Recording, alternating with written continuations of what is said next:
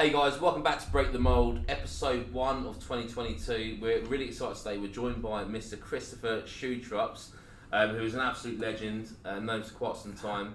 He's the founder of the Mortgage Hut. He also owns multiple hospitality businesses as well. And he's here today to talk to us about his business journey, where he's gone in life, the successes, the failures along the way. Yep. So Schutrups, good to see you. Thanks for having me. Pleasure to see you. It's amazing. So let's dive straight in. So right, you've had a remarkable career. How old are you, by the way?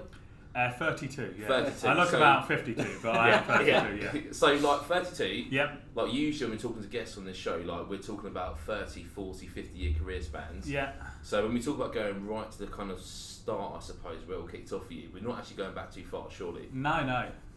Where are we going? Are you 18? Are you 16? Yeah, 16. So I finished school. I went to a college. I went actually to a college where I didn't know a lot of people, and I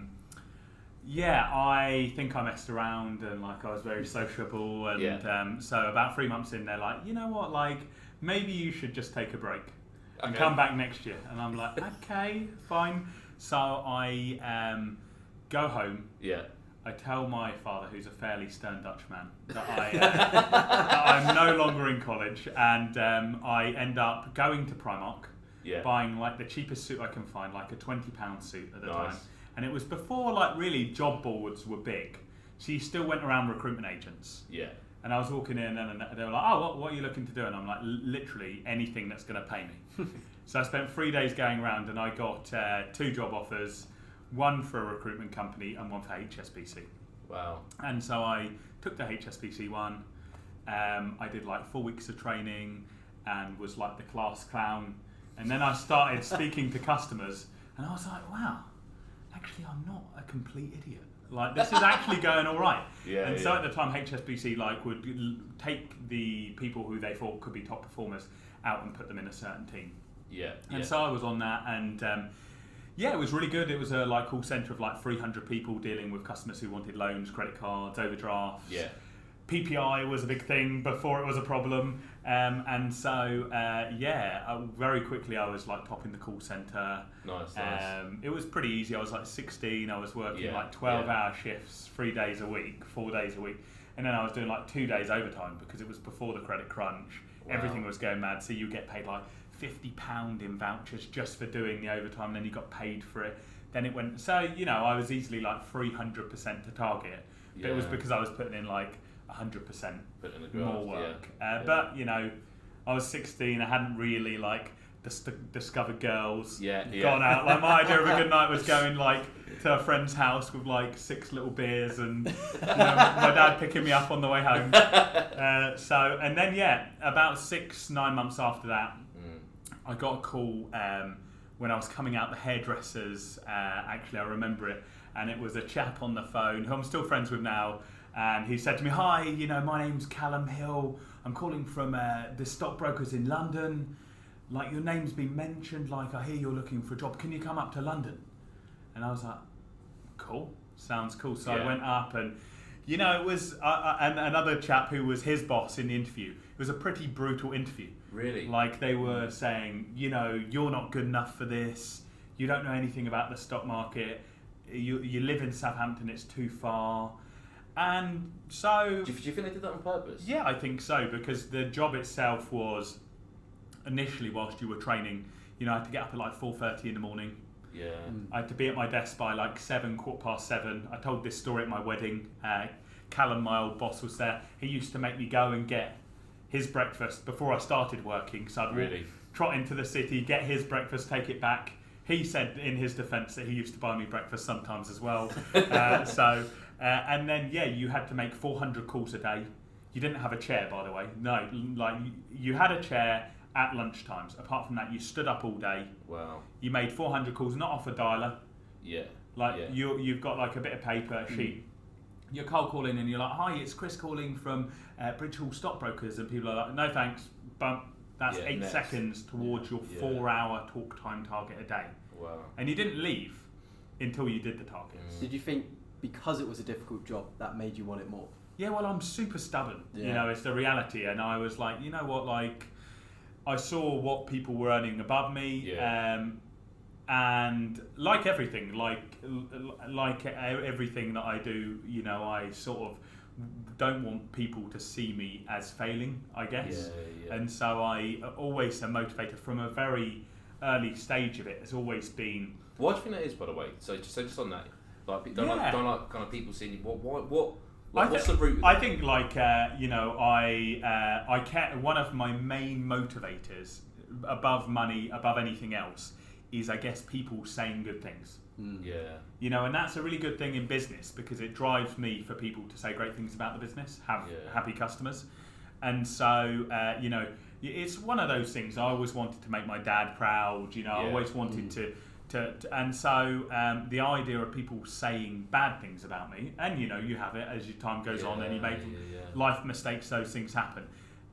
The reality is, like, I was unwilling to, and a little bit later in the journey when I got to the mortgage hut, it was similar again.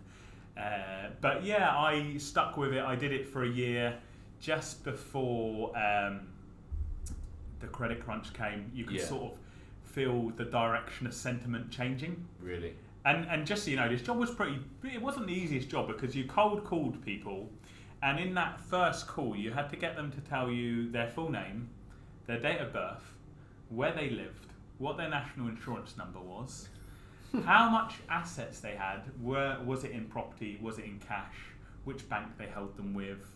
Yeah. You know, now think about it now. If someone called you to even start trying to talk about that, you'd be like, this guy's definitely a scam. But at the time, you know, it was a tough job, and you were sort of targeted to get 30 customers a month signed up and ready to trade. Yeah. And as you grew and grew and grew, then what happened then was your boss would give you those accounts to look after yourself. Yeah. And you would make the investment recommendations to the clients. But yeah, it was... That's really interesting. Just on that though, because like that environment... Yeah. Like if we... I don't want to go down on a tangent. But we fast forward today, when we think about kind of salesy environments, etc., sometimes there's a perception that some companies get a bit soft with salespeople, right? I mean, you talk about these kind of stories from back in the day. So I was like, wow, that's brutal. Didn't get my chair. Wasn't allowed to sit down till lunch. Yeah, you couldn't treat people like that now. You know, especially in a near full employment world. Yeah, but talk to me about the lessons that, almost like the disciplines that must have given you. Well, I think like from that first stage at HSBC, what I worked out fairly quickly was actually there's not a massive secret to success.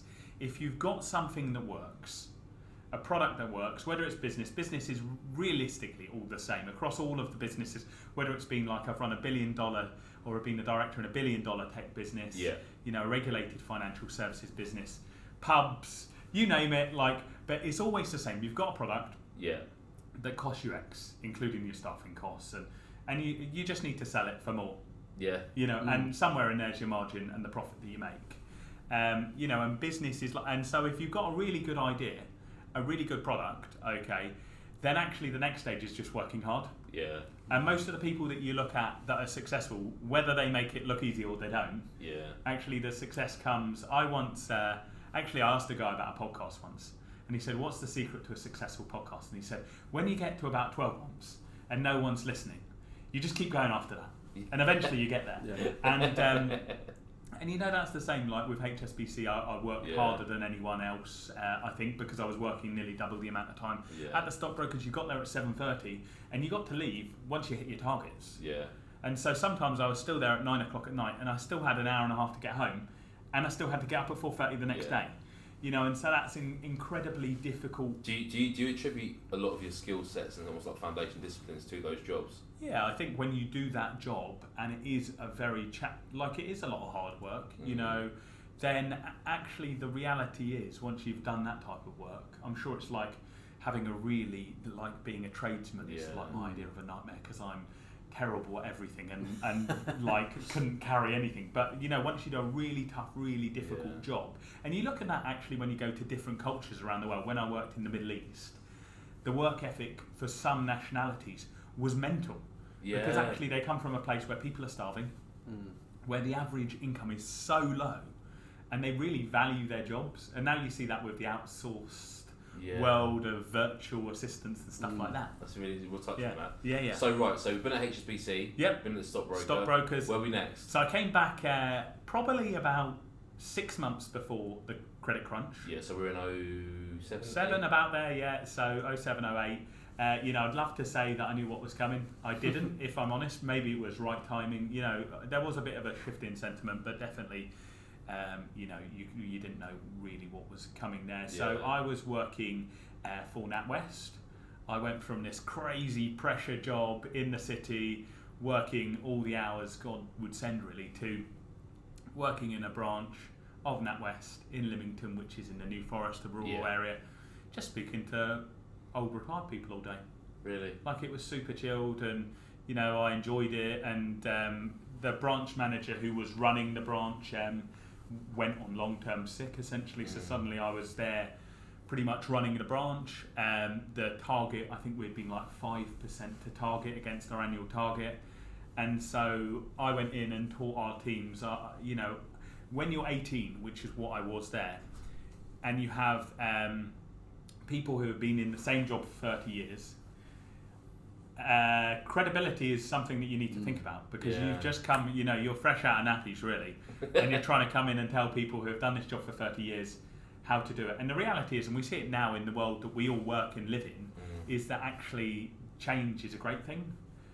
But you have to take people on that journey. And so what I did was, I used to, if I was going to ask one of the team members to do something, I'd show that I was willing to do it as well. So I'd do it first. And when it worked, really what it meant was when I said, oh, you should do this, and they say it doesn't work, I'd say, well, I did it and it did work. So why don't you give it a go? If it doesn't work, I'll say I got it wrong. Yeah. But and we went from like 4-5% to target to 130% to target out of this branch. And it was just about sales in reality. And one boss taught me this, is just transfer of enthusiasm from one person to another. Yeah. And so just talking to people. How did you cope with changing from that high pressure environment to London so to changing it was so great. Did you not get bored after a while? Well, I did get bored, and I moved on relatively. But initially, it was pretty good, because I got up and I would drive in my car across the New Forest, open the bank branch up at 8:30, 4:30, close the bank branch up and go home. And I was thinking, this is great. And that there's a really important lesson actually at that point in life that really changed my way of thinking, which was that money does not make you happy. Really, yeah. That is because although I, in a lot of ways, loved the job as a stockbroker in the City of London, I was also sometimes at my most unhappy there. Really? For sure. Because it's very lonely. Yeah. A very lonely place, London. I ended up living up there towards the end of the time that I was there, living in South London. Yeah. Still getting on the train at like 6:30 every morning, with like someone's face in my armpit, and it was just, the world's changed now, but it was just, and so coming back and being able to just talk to customers. Not carry a load of pressure in the reality, because when you take a branch from the ground and build it up, actually a little bit like what I did later on with some of the other businesses, people generally are like, oh, this guy's great. So there's not a lot of pressure. There's only pressure if you don't perform. So, and just on that, when you said you were kind of at your most unhappiest there sometimes.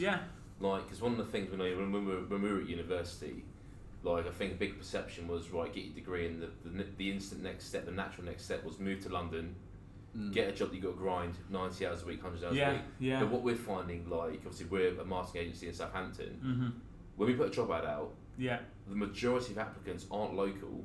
We get, how many applicants do we get from people, young professionals in London, looking to get out of London? And then when you speak to them, it's like, to be honest, I thought London where we had to go. And they're describing all those symptoms there. It's like a missold dream. The world's changed, I think before London, the reality was the great companies were there. It's a little bit like the San Francisco of Silicon Valley, where actually like the good companies are there. Now they're saying, like, look, maybe we're going to move to Miami. And suddenly I'm thinking, this sounds great. And when I look at even in the last 3 or 4 years, the mindset has changed massively. And so why would you want to work in the most expensive place in the country with the most expensive overheads when actually, like, what you can do is that most people can take a job outside of London, inside of London, but still not live in London. And so the clever thing I always say, if I didn't have my children and my wife, who I love them both dearly. I love having them, but if I didn't have them, I would pick up my laptop and I would go and sit somewhere like Thailand, where the cost of living is super low, where I could still do business because technology enables and empowers me to do so in the UK, in the US, wherever I wanted. And actually it cost me, £500 a month to live. I still have the same earning potential as I do right now. I'm not gonna lie, that's a good plan. Yeah. And that's something that I've kind of been thinking of maybe one day. 100%. And I think there's been a massive shift, especially with, I don't like to mention it, but the pandemic. A lot of companies have picked up and moved outside London. I've heard countless people who originally had London jobs. Now they're working at home, maybe going in once a week. It's just not as intense anymore. And those companies as well, and especially in central London, who maybe were the most attractive to go and work at post university when you get your degree.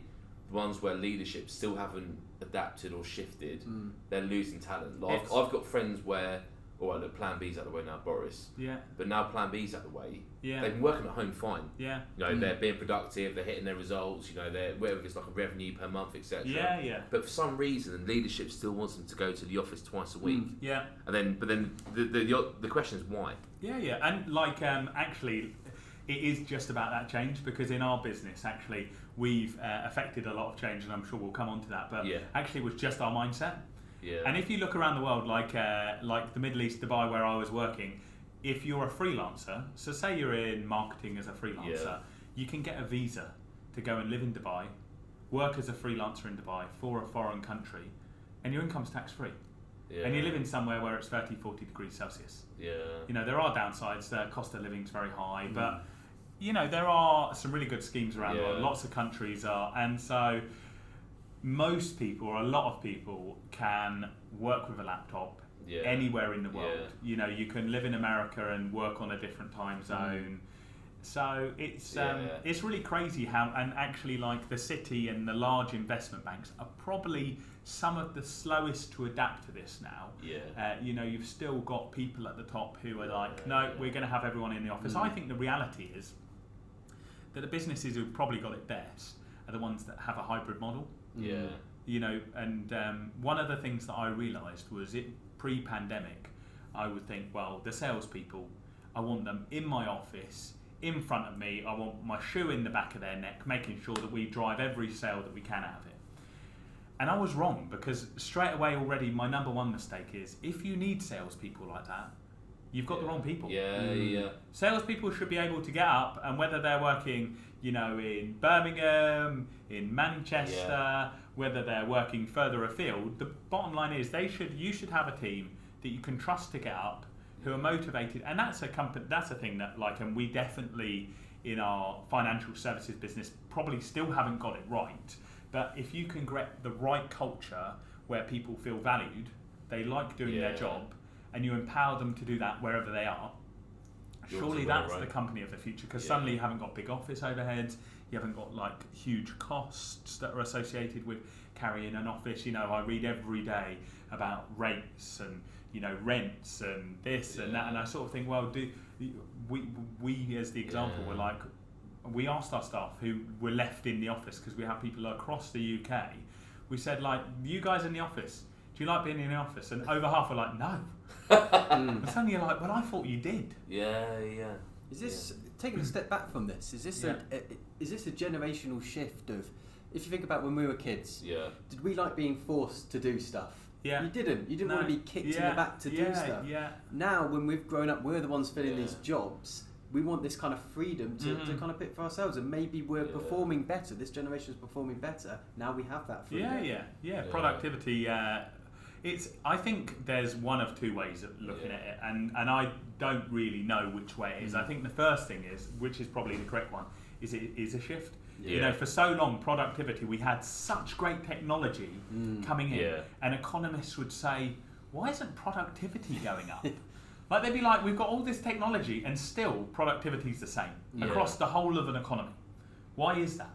And suddenly, like the tech business that I worked at in Dubai, we had like these Zoom rooms before Zoom was a thing. We had Zoom. It was before it was listed. We were across 9 different countries in the region, And so actually it was much cheaper to use Zoom and have conference in. And the rooms were probably like $5,000-$10,000 to set up, but you quickly save that when you're paying people flights and lost time whilst they're in a hotel somewhere in the evening. And for sure. I think it's fear of change. Yeah. For me personally, if you think about what the pandemic's done, it's forced, especially a lot of the older generation, to adapt, to get on Zoom. I knew so many people who'd never used Zoom before. Now they're really comfortable. Well, interestingly enough, when we started out, Mitchell and Stones, we thought that our client base was going to be within X amount of radius of wherever we were. Yeah. Pandemic did us a massive favour because all of a sudden, we've got clients who we do awesome work for, but we've never met them face to face. Our clients all around the country and we've never met them face to face. Completely.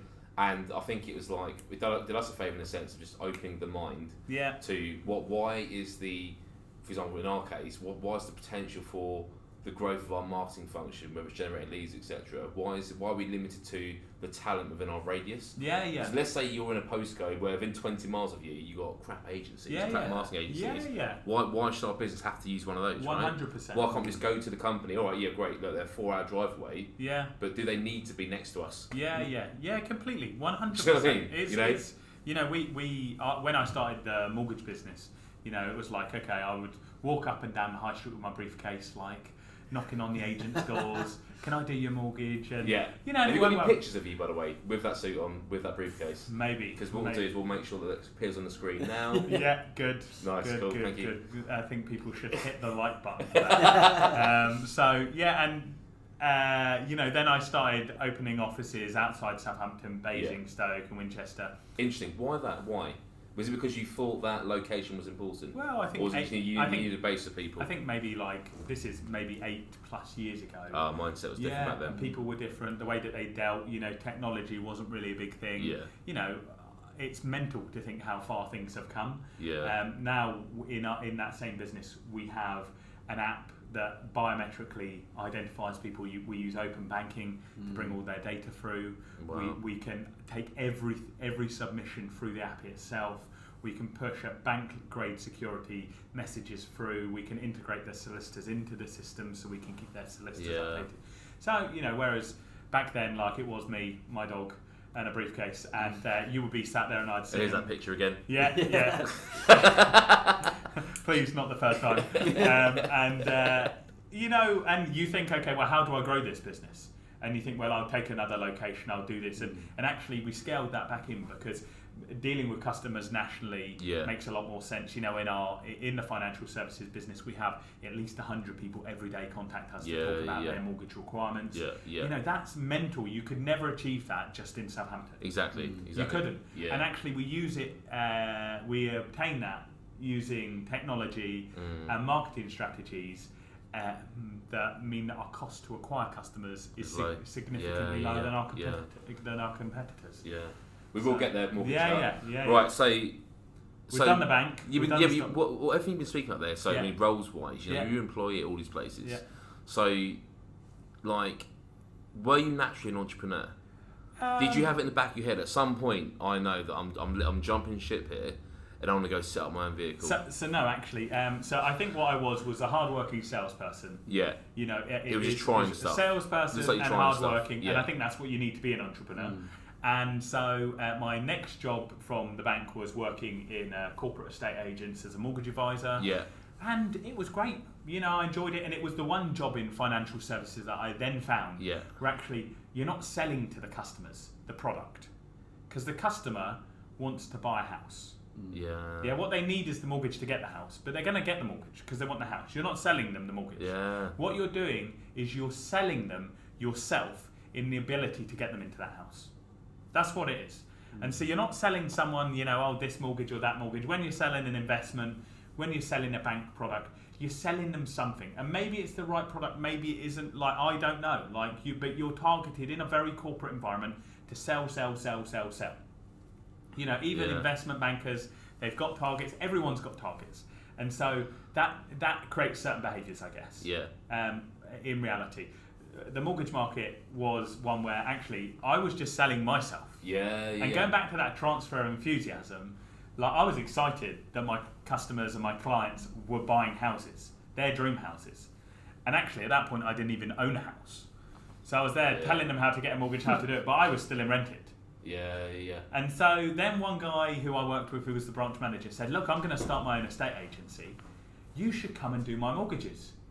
And at the time, I'm like top in the region for the company that I'm working for. I'm thinking, wow, 21 I am at this point. I'm thinking, maybe 20. I'm thinking. Just, by the way, just on that, so we've only gone 4 or 5 years since that first job to here, right? And during that time as well. So people can understand the time frames here, right? Yeah. Because one thing I really want to get across this podcast is you don't need to spend 20 years in a job. No.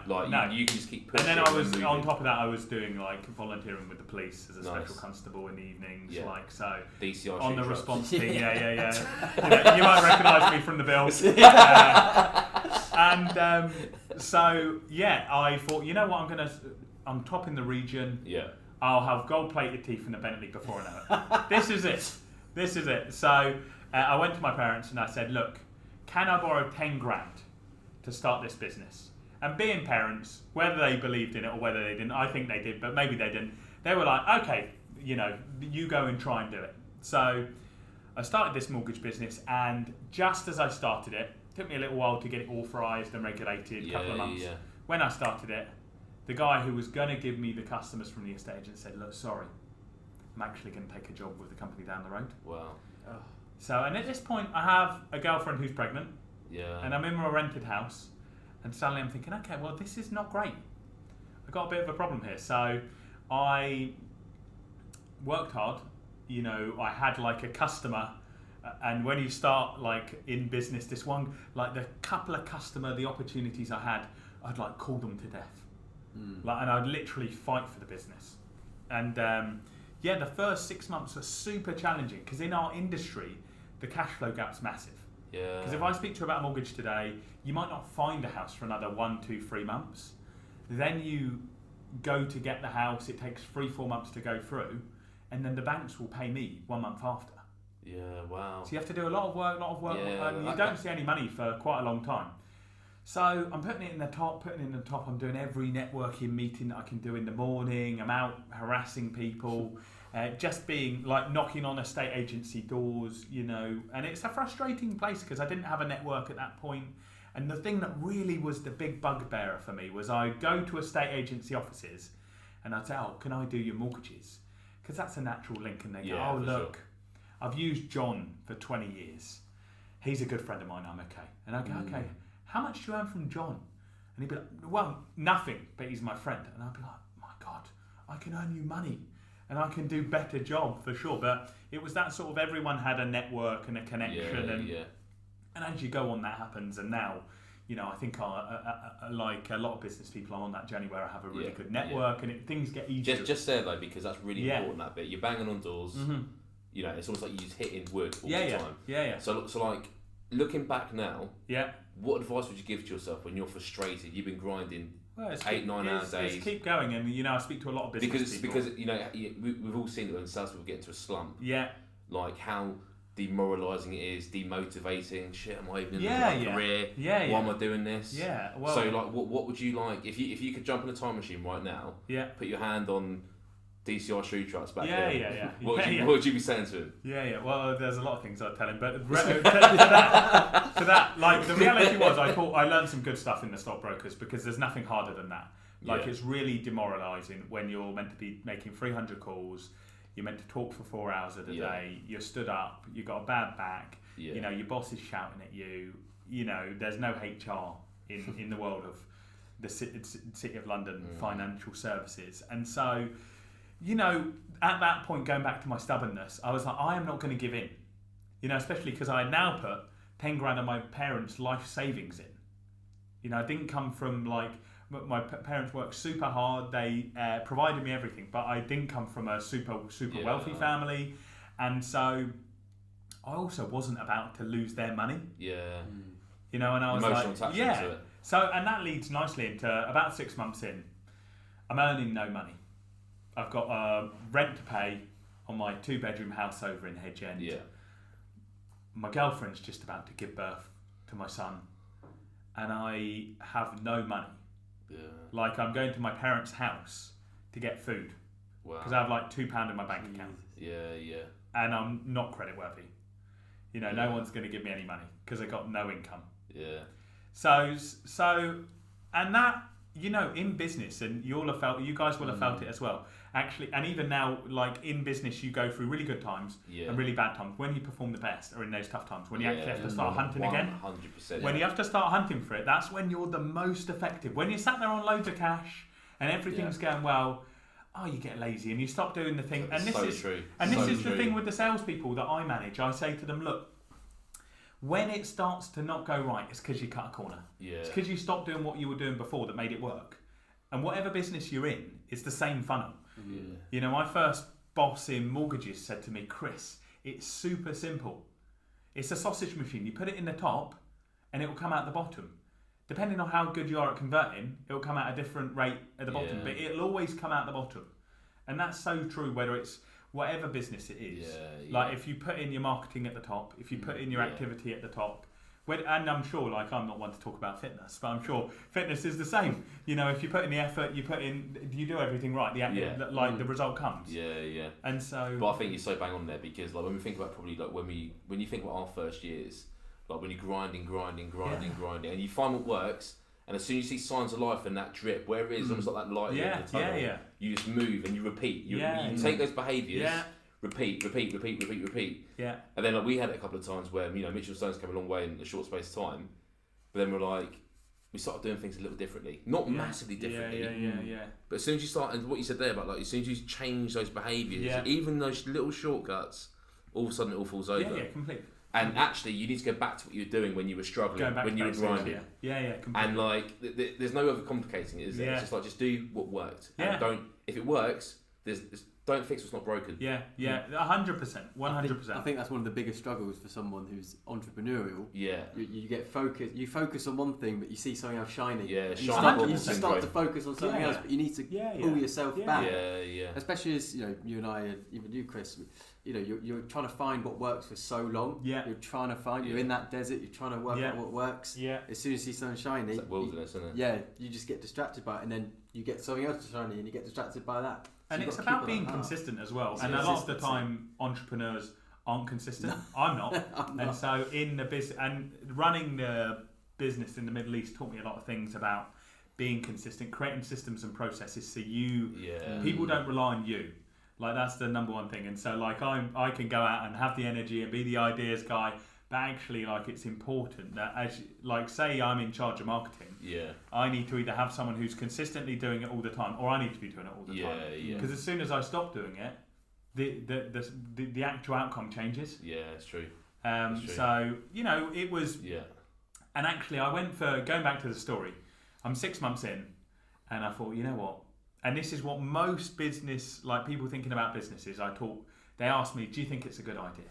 And you always at some point will doubt yourself. Yeah. Because it is tough. Because if it was even easy, going well, right? Everyone would do it. Yeah. Anything that's easy is not going to last long.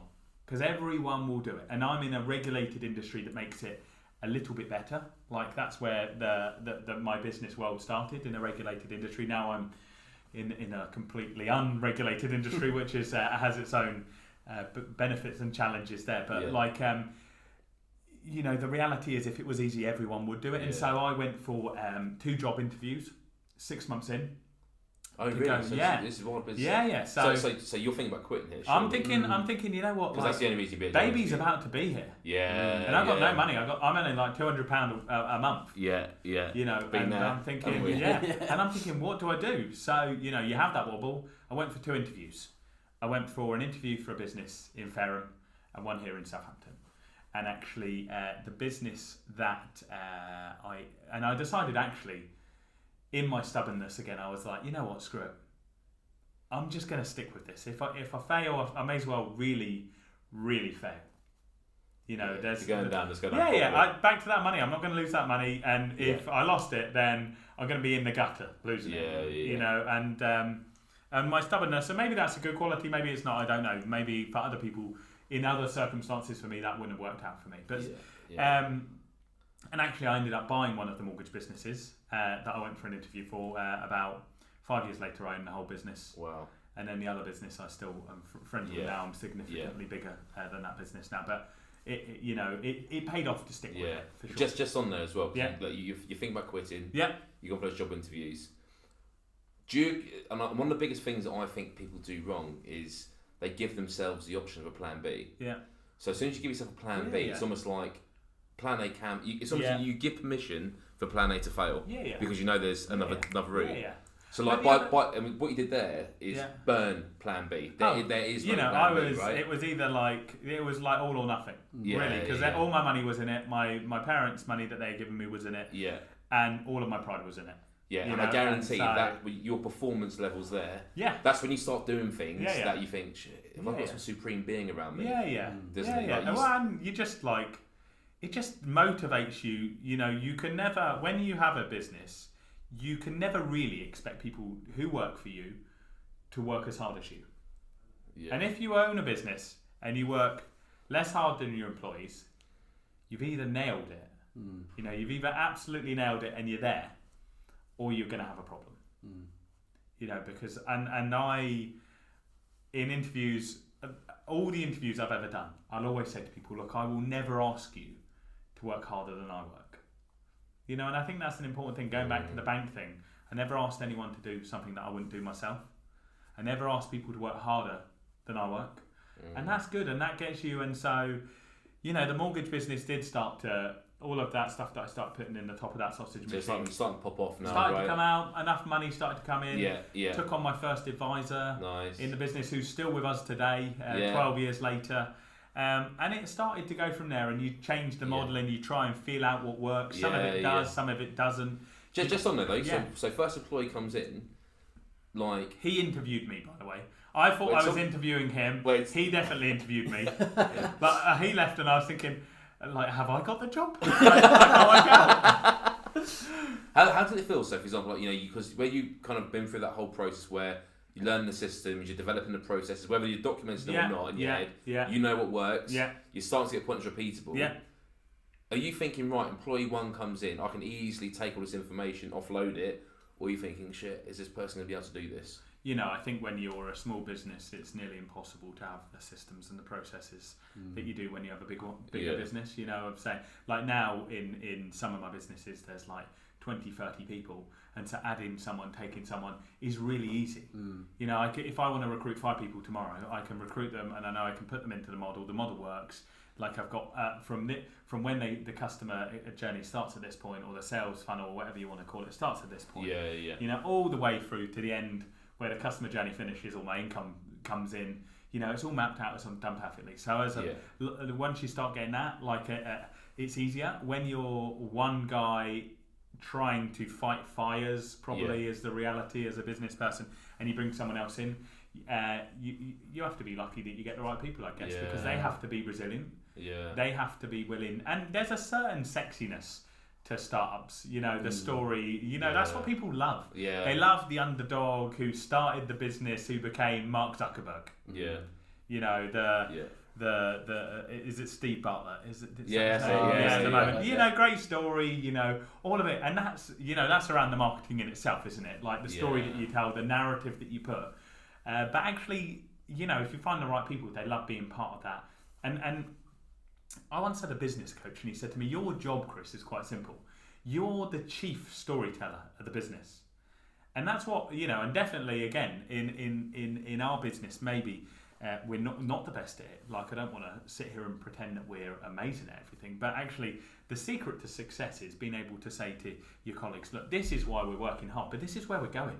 And this is what we want to achieve. And everyone wants to be part of something that's like going somewhere. You know, whether it be like when you're out dating and you want, like, you date people and they want to be with someone who's successful, who's going somewhere. You know, I couldn't agree more on that. Like even we sit here, Mitchell and Stones, like everyone is like they're building their own processes. That they all know, right, here's our vision. Here's what we want to be leaders in modern marketing.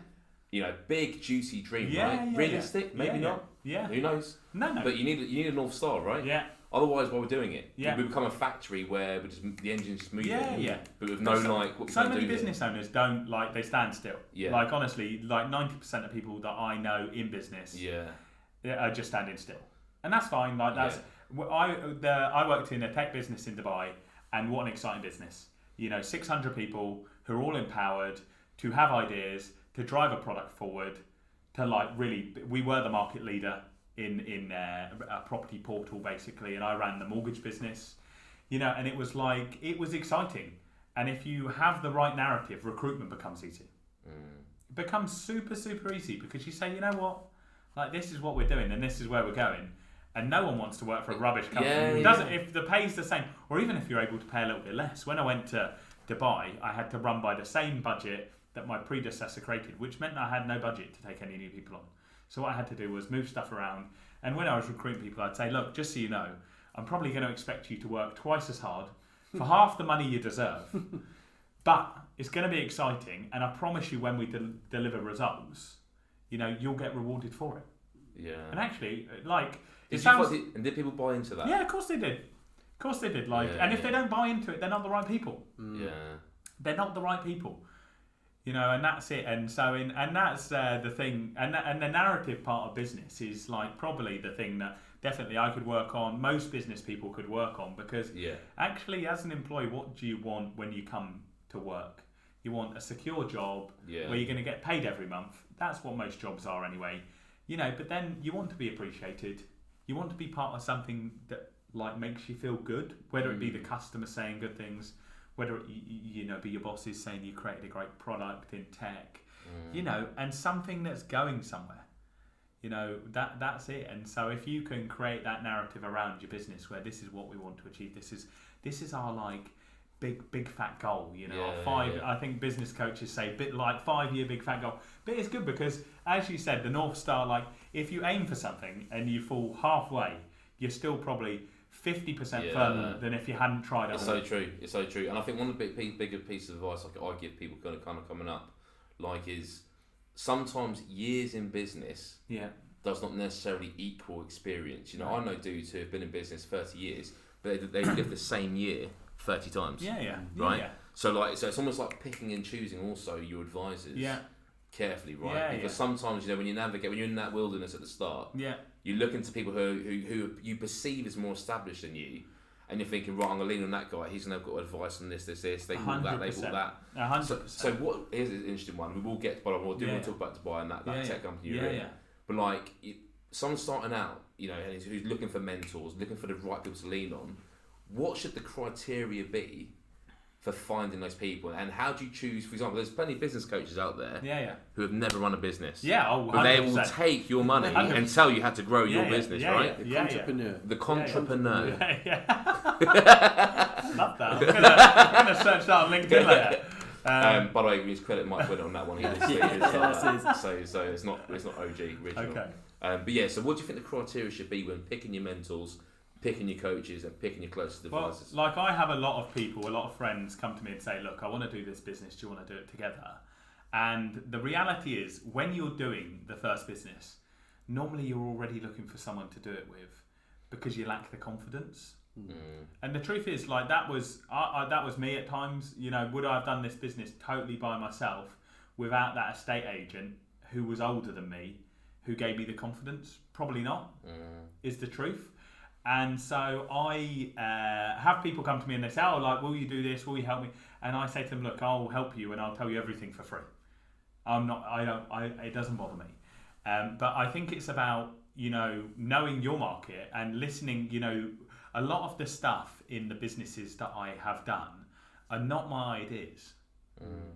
Business is not, in most businesses, although a lot of tech businesses, this is the case, but in most businesses, you're not reinventing the wheel. No.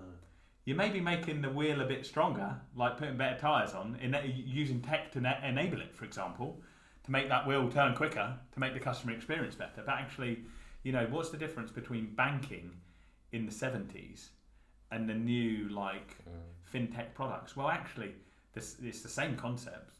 You have money, you put it somewhere, and then you spend it. Isn't it? Yeah. It's the same concept, but they've used technology to enable and to drive that forward and to change that whole experience.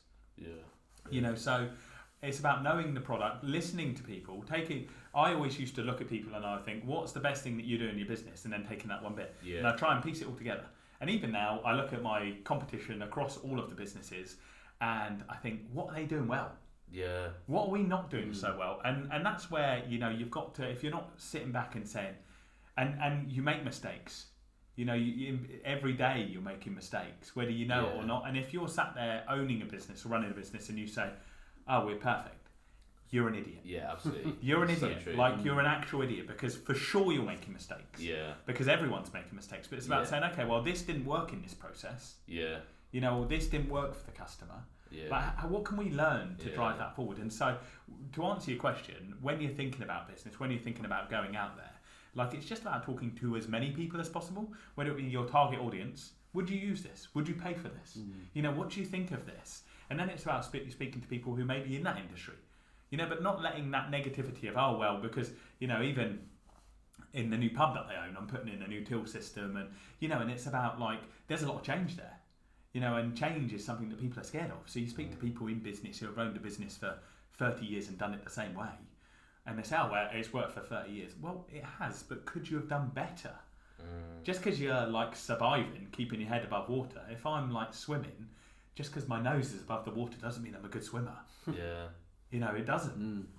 And I think it's just about talking to as many people as possible and listening and filtering what's the good advice, what's maybe bits I'm going to take, what I'm going to leave on the table there. Exactly. And trying it, trying stuff, working it out, and that's huge. Yeah.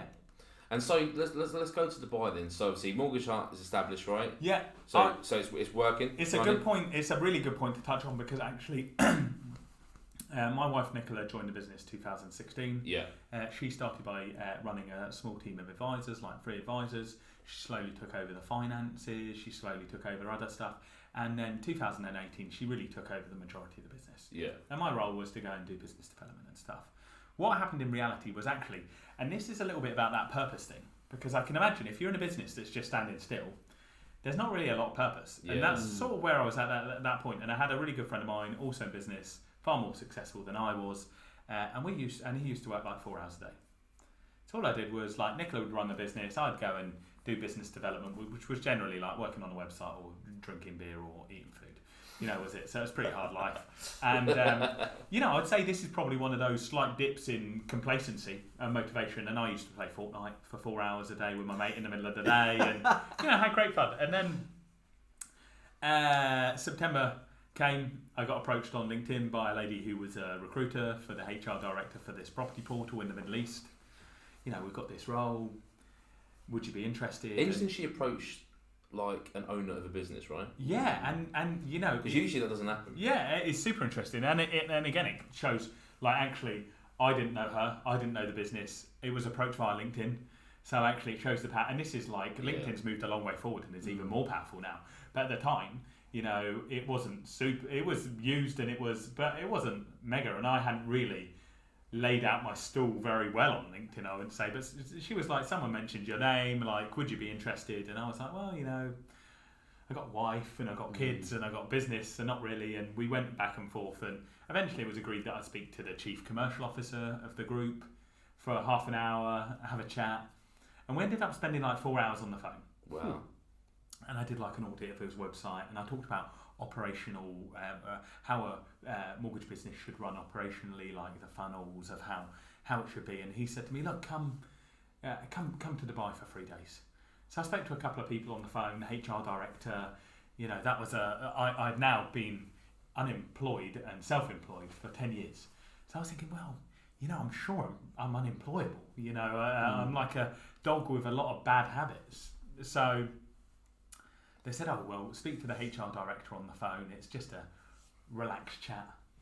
So I spoke to him, and the first thing that he said was so tell me about a time when, and I was like, well, this is not a relaxed chat. And it was a 4-question competency-based interview on change. And so then I flew out to Dubai. I spent 3 days meeting everyone from the team who were in the admin team of the mortgage business all the way up to the CEO of the group and everyone in between. And it was meant to be sort of a bit of an interview, I guess. But all I did was, in every meeting, I said to them, so tell me about the challenges in the business. Yeah. And for the next half an hour, they would tell me all the challenges. And actually, at the end of the time, no one had really asked me about me. Fascinating. It was really great, honestly. And I think there's a lot to learn from that. Yeah. And I went from a business that was, I can't remember, probably about 30 people, a couple of £1 million turnover, to being stood in the office of $1 billion tech business or soon to be at that time, $1 billion tech business. Yeah. You know, the main property portal used across the Middle East. Wow. You know, a really incredible business. And they were looking for me to run their mortgage business. That was, you know, it was a real compliment in itself. Yeah. And, you know, I was probably a bit different to the candidates that they were interviewing. I was young. You know, I knew the world of mortgages, which is, or at the time, you know, there's been a bit of change, but there was a very stuffy, sort of slightly older crowd of people who didn't match with that tech background. And so was it essentially like building Mortgage Hut again, but just in a bigger beast? Well, the mortgage business already operated. It had its underperforming. Underperforming for its potential, for sure. And so it had its challenges. It was a business that had been a standalone mortgage business that was bought by this group, and they hadn't quite worked out how it would work. Yeah. And so, you know, it was about coming up with an operational plan that drove the innovation in the customer experience using technology forward, but without spending absolute millions doing it. Because we still wanted, at the end of the day, the mortgage business, or how I ran the mortgage business and what my vision was, because my boss was a fabulous guy, you know, a billionaire, I think, probably in his own right, or is for sure by now, a really slick operator. He allowed me to run the business like it was my own business. He said, hit your profit and loss, you know, stay within what's agreed and do what you want. And so I was able to go in, you know, have a look at the team. We had some really great people. We had some processes that didn't work. You know, one side of the business didn't like the other side of the business didn't like the other. And, you know, it was just about refinement, right? Going back into that thing, you know, listening to people, showing them that I was going to work harder, driving the business forward. And it worked exceptionally well, you know, and, you know, we had global investors who were brilliant. We would meet with them regularly. They were super happy with where we were going, and I was lucky enough to then start working on other stuff across the group outside of the mortgage side of it. And it was really great. You know, I was dealing with some of the most competent business people, definitely in the region, in the Middle East, maybe in the world. Like you watch these programs about real estate in Dubai. Essentially, the economy there is driven on two things: tourism and on property. And, you know, our property portal delivered the majority of the customers who were looking to buy. So it was an incredible place. Was there any moments out there where it's like you start to feel a bit of, maybe when you're out for dinner with a billionaire, you sat in Dubai looking over the marina, any imposter syndrome? No, but I used to sit there with, I sat there with one of my friends once looking over the marina, having like shisha, and I said, and I had a business that was successful here, generating good income. I was paid exceptionally well over there for what I was doing. You know, I was obviously doing a very big job, but I was paid very, very well there. All of it's tax-free. Yeah. I'm flying between London and Dubai, business class, every 2 weeks. Yeah, awesome. I'm living like I've got a driver, I've got a maid. You know, I'm thinking, is this the top of my, is this it? Have I made it? And were you happy? Yeah, like I was actually. Like, you know, am I happier now? Yes, because, you know, my priorities over time, you know, COVID changed my priorities in itself. Yeah. You know, for sure, like I'm more focused on family. Yeah. You know, it's a lot of, like everything, like even like now I work exceptional. I'm up at 6 a.m. Yeah. You know, I'm still there. You know, in my hot tub or whatever, like at midnight, sending emails. I wish I could. Like, I play maybe once, twice a week with my son for like an hour or two, just to. But you know, I love it. It's a lifestyle for sure. And so when you came back, so obviously you're back now. Like, just looking back on HSBC, the stock brokerage, all those places that you've been doing it, like. Do you like that? What you think? Everything you spoke about there, like some people like wouldn't do that entire life, right? Yeah, I agree. Yeah. Like so I think the risk is, and tell me if you agree or not. It's like could get bored very quickly. I don't think you can, because there's so much you can do. Like honestly, like you know, from Dubai, as you know, I came back, and actually the truth is, I came back from Dubai, and I had a couple of months where I was like, well, what am I going to do? Because I had a mortgage business that was. Did you feel a bit lost when you came back? Yeah, very lost. You know, and a lack of purpose, and you know that I found that very tough. And you know, I I looked at every single franchise you could think of. You? So actually, and this is again about learning, because one example is I spoke to a guy who had a care at home franchise, which is a brilliant model, by the way, and you can do it really well if you're super focused on the end quality of care that comes. Because for your, your grandma or your mum, you're really not that fussed if it's £25 an hour or £32 an hour for the 2 hours of work a day that they're doing to support them, if they're offering an amazing service. And so I met a guy via Zoom who was selling some franchises, and he had about 200 people in Sheffield, I think it was Sheffield, every day out on the road. Wow. And I said to him, what a nightmare. 200 people who are relatively it's a pretty transient market, I would assume. The average care customer stays for about 5 years. So it's probably longer than I would have thought when I started looking at that.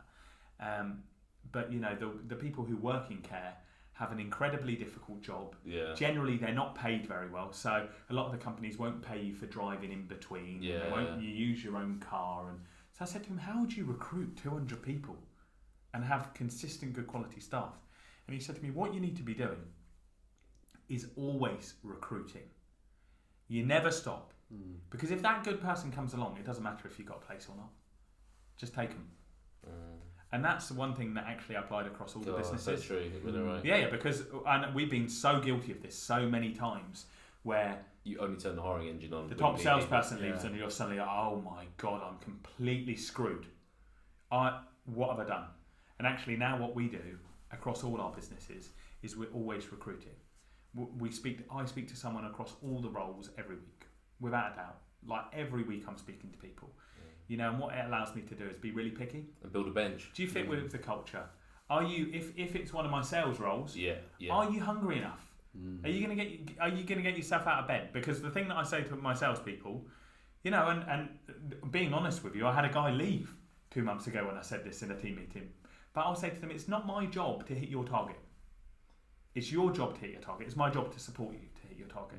But if you don't come to me and tell me that you need support, if you're not putting the effort in, if I look at someone and I see that they're working, the hours that they should, they're making, if they're a telesales based role, they're making the calls that they need to, if they're having the appointments with the customers, if they're doing whatever it is in their role, if they're doing it all, I'll support them forever.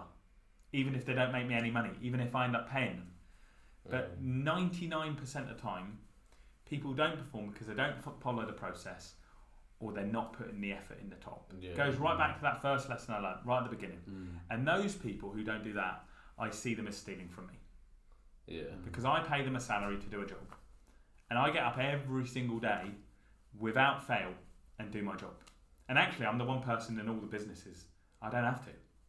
I don't have a boss. If I don't want to if I want to play Fortnite all day, then I'll play Fortnite all day. But guess what? I don't. I get up every day and I go to work. And so, it allows you to then say to the people, this is what I expect in the recruitment process. This is what I want. This is what I expect. But this is what you're going to be part of. And if they don't get it, it's cool. It's a little bit like dealing with customers. You've got to realise not everyone is your target audience. Yeah, exactly. That's okay. And you guys, in your marketing business, you'll have customers who will say, look, I'll pay you £50 a month. And you'll have customers that will say, look, I'll pay you 10 grand a month.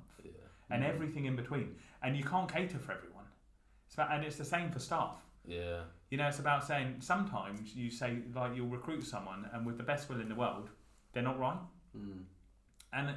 You're doing them a favour, right, by telling them, look, the good sign of a manager is when people leave before they get sacked. Because you signposted them well enough, you've shown them, and if you can just have an open conversation, and I've done this before many times, where you say, look, I love you, I think you're great. You're a really great person, honestly, and I really like you as a person, but actually, I don't think you're right for us. And that's fine. Because if I think actually, there's a huge amount of respect there for that. Because when you think about it, especially in a leadership position, you're dealing with multiple people every day, when it's not right. But sometimes it's not right for them. And it's gonna hit their self-esteem. It's gonna hit the confidence. But it only sours, because if you're not happy and they're not happy, you all know at that some you're not point, happy. That sour and so patch, I've done it before, where I've said to people, look, you got 4 weeks notice. Yeah. Actually, let me give you 8. Let me give you 12. Yeah. You know, because it's better for me. Because if I'm paying them and losing money, I'd rather just pay for the next 2 months and know that they're off my payroll, rather than pay them for the next 12 months. Yeah. And then have to sack them anyway. So it's better to just say, you know what, like, you're a good guy, you worked hard, this isn't right for you, it's not right for me. Maybe it's me. Maybe it's my management style that doesn't work for you. Yeah. But it doesn't work. And if you treat people with respect, like generally I think they treat you with respect. You know, you're always going to get your person who's a pain in the arse, but that's life, that's running a business. You know? And sure. For sure. But if you have good people, you know, I someone once taught me, you're only as good as your worst person. Don't think about your top salesperson. Would you let your mum deal with your worst salesperson or your worst customer service person? And if the answer's no, you need to get rid of them. Yeah. That's the truth.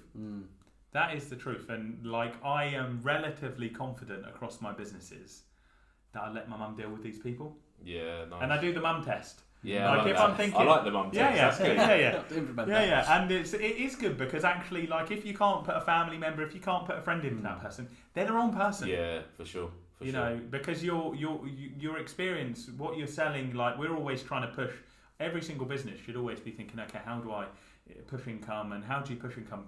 Better experience, higher sales, you know, more revenue, customer spend up, increase in prices, whatever it may be. But to do all of that, you've got to have happy customers. Yeah, for sure. You go to a customer and you say, look, inflation, staff costs are going up, you know, my rent, my rates, my electricity, my gas going up. I need to put my pricing up by 10%. Most people are like, cool, because they live in the real world too. And that's happening to them. The ones that generally, and this is like a slight off-piste bit, but customers who are like, oh, I don't want to pay this, or quibble on the price, 99% of the time are the ones that cause you the most hassle anyway. Yeah, it's so true. You know, they're the ones that they're like, oh, you know, they want it for free and then they want the service. Across all businesses I see this. And so, you know, it's about, and I was... And do you know what, it's so true, because like when we think about, and it doesn't generalise everyone, but what we find is like, usually the higher value the contract, not so much the less amount of work you got to do, but the easier it is sometimes to work with it. Because it's almost like there's like an equal business standing in the sense of like they'll pay the higher fees because they respect your knowledge, they respect the value you're bringing, right? But then they also respect the fact that, you know, especially agency side, we're not their only client. They're not our only client, right? 100%. But all they care about is those crystal clear objectives. Are we achieving those? Yes or no? What we're paying for? Happy days. I have, because we use a lot of freelancers, we use a lot of companies. I have companies that I deal with where I'm happy to actually let them, you know, not get it right all the time because they're so great at stuff. And I know that they're a good, and the last thing I want is for them not to want to deal with me. You know, and that's a good position if your customers are there. You know, and what is realising is actually people don't want cheapness. They don't walk into Tesco's and buy value range everything. Like value range toilet paper that's like sandpaper. You know, you don't do that. It's about perceived value. And value for different people is different things. You know, if I think about the restaurants in the city, there are some that people will say, "Wow, that's way too expensive." You know, I was speaking to a friend of mine who owns a very expensive restaurant in the city, and I said to him, the fact that like you've identified your audience, you're not trying to target everyone. They want £100, £150 a head. That's fine, because they know their target audience, they know the product, they know that people aren't going to pay £100, £150 a head for a load of rubbish and terrible service. But what they are going to pay £150 a head for is an amazing experience that makes them feel well and great quality product. And so actually any business, it's about like, if you can't charge your customers the money you want to, it's one of two things. You haven't got the confidence, and that's where it's 90% of the time. It's your own confidence, you know, or your product's rubbish. That's it. So let's talk about restaurants then, because obviously I know we're venturing into a new game. Chef Schutrups. Chef Shoot. So you're going to be front. Don't worry, I won't be cooking anything. Sure. So talk me through that, because obviously, you know, we've spoken about the financial game for ages. So first of all, why hospitality? So it goes back to that link of stumbling into something with purpose. So I actually intended to go into hospitality because some family members of mine are already in hospitality. I thought, oh great, we can do something together. For one reason or other, that didn't happen. And so, by then I had agreed to buy a pub. Nice. And I sort of led the previous. Do you have a little plug? What's that pub called? The Hunters Inn in Where Romsey. is it? In Romsey. Nice. We're open 12 till 10, Monday to Sunday. Come on by. Website? Is there a website? Yeah, huntersinromsey.com. And Paul, our general manager, would love to welcome you. There we go. We're done. So actually, the truth is, and business is about integrity, isn't it? I had done a deal with the previous owners. Yeah. By the time that it looked like it might not be going ahead how I thought it had been done, I thought, well, I can't really pull out now because it's taken the piss a little bit. Yeah. So I woke up and I thought, well, the family members that I was going to do it with, I'd allowed in the budgets that I'd made. My wife Nicola had made. She's the genius behind all of that.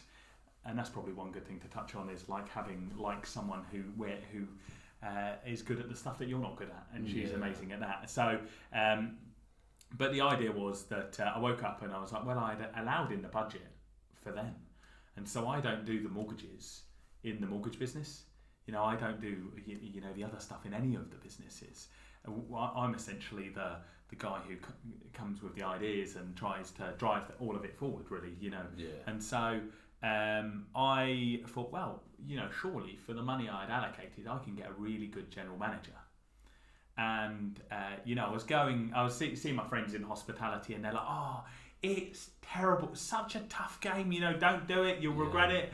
And every business, I always say, if a business looks easy, the people who are running it are doing a good job, because no business is easy. Yeah. I'm yet to find a friend of mine who says, "Oh, my business, I'm earning £1 million a year, and it's so easy." It just doesn't happen. It doesn't happen. You always have your own challenges. The bigger it gets, the more.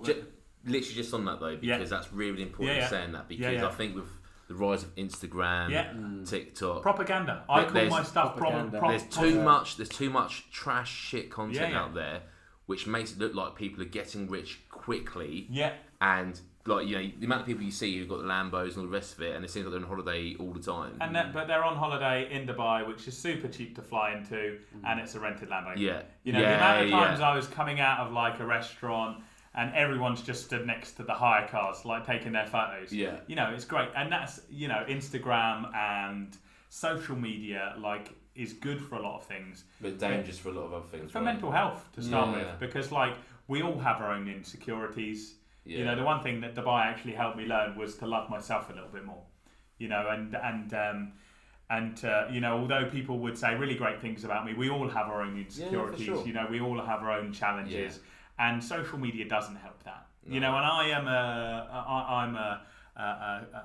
I am one of these people who uses social media for what I call my positive propaganda. I never go on there and say, "Oh my goodness." Go on, Chris Schutrups. Chris Southampton, follow it. But there's something coming. There's something coming. I'll promote all the local restaurants, but there's something coming. Get the hype up there. Schutrups the puppeteer. That's it. So the reality is that you'll never see me complain on social media. I used to use my Twitter account just to abuse companies that had British Airways for not letting me board first because I had priority or something. But I realised that companies don't really care when your last 20 posts are all complaints. So, and you got 40 followers. So, but social media does make it hard for a lot of people, and definitely there's nothing easy. Before I came, I think before I came to record this, I got up at 6 o'clock this morning. I was at the supermarkets this morning buying celebrations for the pub that I bought yesterday to put on customers' bills. I was then in the financial services business running reports, going through stuff, speaking to staff, dealing with 150 emails. Then in the afternoon I was over doing some planning. I forgot. During that period, I was also out in Ocean Village trying to work out the specs for a kitchen for one of the restaurants that were open down there. Then 2 hours on Fortnite. No Fortnite today. Then 2 hours at 2 o'clock, I'm serving behind the bar of a pub, talking to the locals. Then I come here, I record this. Then I'm running a virtual quiz for the whole team this evening, and so. There is no rest. It isn't easy. It doesn't. But you have to love it. If you don't love it, do you love that? Yeah. I drive my wife mental. you know, and it's good having a wife who's in business with you because she understands the pressures, she understands, but you know, it is a lifestyle and it's not for everyone. Yeah. You know, it's not, but like really, I think the people who I know who are the most successful, they love what they do. Yeah. Whether they're like pilots, you know, whether they're like doctors, but the business people for sure, they get up every day and they love it. And you're building something. Yeah. You know, if you're not going forward, what is the point? Really, what is the point? It's about what was that first thing that I said? What motivates me? People saying good things. You know, and that's what I want them to say about the businesses. When they go into the pub, I'm closing it in a month's time, renovating it. You know, I'm working with the team to like drive forward the customer experience, drive forward, putting like a 20 grand play area in the garden, you know, all new furniture. Why is that? Because I want people to come in and not go, oh, like it smells a bit in here, and it's a bit sticky. You know, I want them to come in and say, what great food. And you know, my 4-year-old, they love going on the swings and like. You're gonna get one of those little zip wires with the seat. Yeah, you'll see me on it straight there. Go 8, straight down there. You know, no. Please, no weight restrictions. I can't actually go 8. Well, you know, I'm the same. Honestly, it's. I've got to say, your weight loss diet has done you well. Thank you. Yeah. Slowly, I think I'm like 6 pounds off, but I can only eat a mouthful. So, but it's, you know, it's. And so it's about working hard, you know, it's about being hungry for it. And so the restaurant, you know, actually what I bought was a restaurant that needed some love and attention. Yeah. But in Romsey, an affluent area, like I was today in the restaurant talking to the regulars that come in, like they've been coming for lunch every week for 30 years. Yeah. What a great loyal client bank. Yeah. Do you know what I mean? Like I'm saying to them, what would you like? They're saying, what are you going to do? And I'm saying, hold on a second. Don't ask me what I'm going to do. What do you want me to do? Yeah. What's going to make you come twice a week rather than once a week? You know, what's going to, and that's, so, and then, you know, the pub started and has been great. You know, it is a different type of business. Financial services is a good business in a lot of ways because it's regulated, it's hard to get into, it's a service based. We're not a vatable service, so there's no VAT. You know, we don't sell a physical product like, you know, these microphones. So, you know, it's still a tough business, you know, you have to work the margins well. But actually, suddenly I've gone from selling a mortgage product, which is a fairly large income sale, to selling, you know, a pint of beer where I make it like £1. But then when you think about that customer experience, like the foundation to mortgage is that customer experience, people loving coming to you, right? Yeah. What's the difference in a pub? If they come in, they love your staff, they love the food, they love it, like... Well, that's great. That's how you build loyalty, right? It's like when my barbers, I will not go to another barbers. Yeah. Because I know every time I go back to my barber, he's gonna give me a back massage, and put that hot towel on me, he's gonna get a flamethrower on my ear. Well, it's the same with like I go to restaurants, and you know we've got 2 restaurants coming as well. Yeah. What's the other one, by the way? So we've got Figurati, which is with a good friend of mine, long time. We've been friends with Rich Gilbert. Richie Gilberto, he'll be sat there soon. Yeah. Owner of Switch Cafe Parfait. 1932, best cocktail bar. Yeah, really good. And you know, someone who's as passionate as me. You know, good guy. Both of us together. By the time you wake up, you're in a WhatsApp group with us. At 7 a.m, there's like 20 voice notes. Yeah. You know, it's like just mental. He's as motivated as me. And so, you know, what I love about going out to restaurants is when you go in and they're like, if you want to call it maitre d', but like the host, the server, whatever you know, Casa Brazil as the example, Paulo, the guy there, been there from the beginning, goes in, oh, hi Chris, how are you? Great. You know, do I go there because I love the food? There's lots of different places, but do I like going somewhere because someone's like, oh, hi Chris, nice to see you, remembers your name, you know, treats you good. Yeah, that's what you want, that experience. And, you know, if you look at, like, restaurants now, like at Figurati, we're planning, you know, the booking system. We can see what bottle of wine you ordered last time you came 6 months ago. Oh, Josh, are you going to have the same bottle of wine? Are you looking for this? You know, that customer experience, you know, really, and that's... And so we found some units. So we've got 3 businesses down there in total. Figurati being our high vibe, Italian, super Instagrammable Italian. We've got next door like really cool concept, coffee shop, donuts, from a chap who's in an existing brand somewhere else on the south coast, and so those units we love because they're right on the marina. You're sitting, imagine sitting in the coffee shop on the walkway out the front in some really nice furniture, some outside furniture, and you're looking over the £3 to £5 million yachts that are there. Yeah. It's summer, it's warm. You go back to that working from home, like people work hybrid working.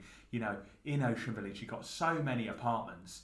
Do you want to sit in your apartment with no balcony, or do you want to go and sit down there, have a coffee, go and sit, have a pizza, have amazing service? And so that's our plan.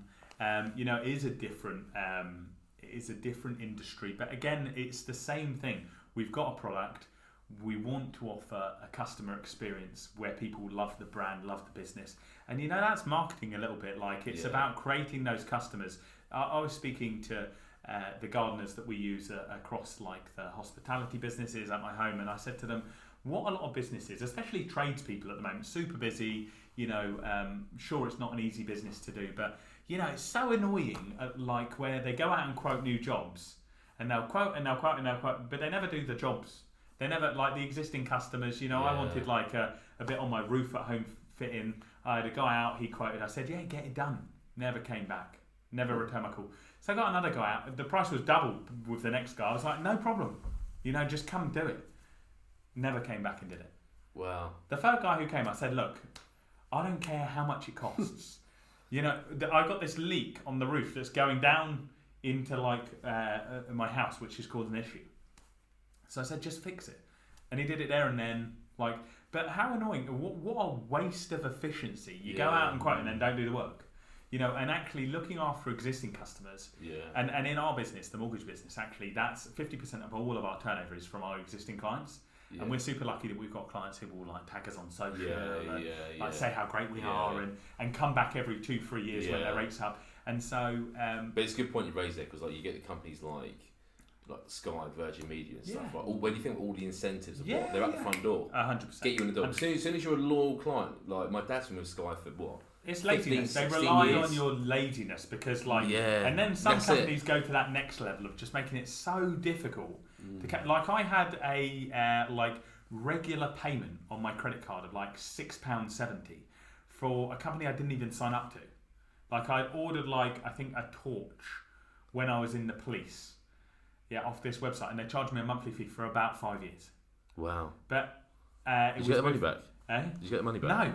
No. But it was so difficult, valuing my own time, it was so difficult to get, so I called the bank who wanted me to go to the fraud team, Jesus Christ. who wanted me to fill out this form, who wanted me to do this. Yeah. In the end, I just closed the credit card to start the payment. I was like, it's easier to just close this credit card, because for 4 of the 5 years, I didn't even use the credit card. The monthly payment that came out of £7 was just to pay this thing.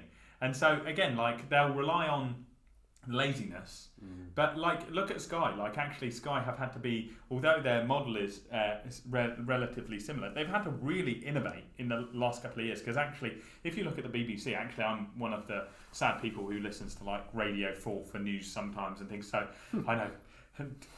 Crazy, and so I know, cool. And I listen to I watch BBC News and stuff, and actually, so I don't mind paying the license fee, but the majority of our generation think, well, why should I have to pay that if I want to pay it because I use it? But actually, if I use Netflix, why should I pay for the BBC? Yeah. And that's what's coming to Sky soon. Yeah, exactly. Because actually you don't need a dish, you don't need satellite. Yeah. Apple TV, all the iPlayers. You don't need it. My children watch YouTube. They don't even watch on-demand TV. I will say to them sometimes, I'll be like, I remember when we had a VHS and we only had 4 channels and I'd record off the TV, and they're just looking at me like, you're a loser. You're a loser. And when I talk to the children and I'm like, oh look, they'll complain about having to walk home from school or something, and I'll say, my dad, you're like Grandad Albert, he used to cycle 15 miles each way to school in -10 temperatures. They'll be like, yeah, cool story. They probably don't even look up from their phone as I'm telling the story. So, it's But no, honestly, guys, I think the Schutrups, thank you so much for coming in. Thanks today. for having me. When we think about why this podcast even exists, it's to anyone watching this, listening to this, there's so much golden nuggets that you can take from that, and really like. I think sometimes we try to overcomplicate what the journey's going to look like, when actually, when you think about everything you've spoken about there, through all those businesses, hospitality, it all comes down to what? Hard work. Believing in yourself, believing in the products, and also not trying to overthink stuff. You know, I never thought I'd end up where I am. Like I take every day, I keep my eyes open. If I see an opportunity, I'll take it. You know, if it's the right time, right place, I'll do it. Like the pub, like the hospitality, and you only live once. You can do things to mitigate risks, so you don't, so the whole house of cards don't fall in. But actually, do what makes you want to get up in the morning. That's the secret. That's huge. Guys, thanks for joining us and Breaking the Mould. Chris, thank you so much for your time. Thanks for having me, gents. Thank you.